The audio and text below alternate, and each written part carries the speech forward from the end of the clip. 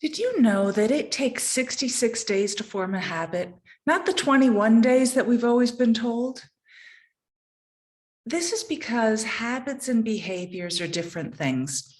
If we think about the 4 levels of competency, which is we are first unconsciously incompetent. We don't know what we don't know. Then we become consciously competent. So we know we're really not good at something, and it's a very uncomfortable place to be, but it's the start of any learning curve. Then we become consciously competent. So we can do something, but it takes intention, it takes commitment. It's not an automatic behavior yet. Then we finally reach a stage of unconscious competence. We become an expert. We can tie our shoes in the dark. We can drive to the grocery store and we're halfway there before we realize we're even in a car. Unconscious competence is the realm of habits. They've become automatic behaviors that don't require a lot of effort on our part. This lowers our cognitive load and just makes it easier to do our life if the behavior is a behavior that we want to do, that is supportive of our life. Unfortunately, some behaviors, some habits of mind and habits of being lead us down paths where we don't want to go.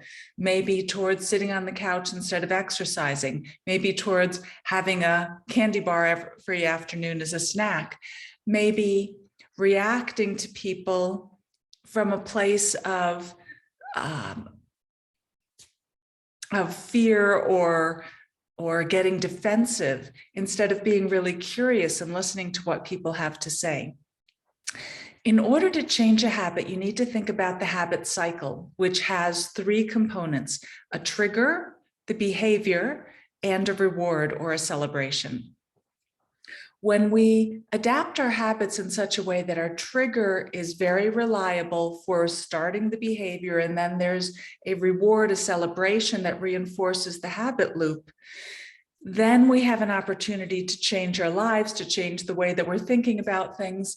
I'm teaching a class based on BJ Fogg's book called Tiny Habits.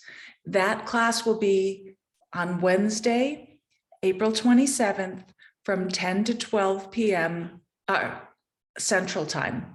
It's a free workshop held through Job Search 101, and I would love to see you there, and we'll work through a habit, going through all the stages of first figuring out what do we want to accomplish, what behaviors will help us to get there, how do we develop the trigger in a way that will be very reliable for us, how do we reinforce it, and then how do we iterate over time. Hope to see you there.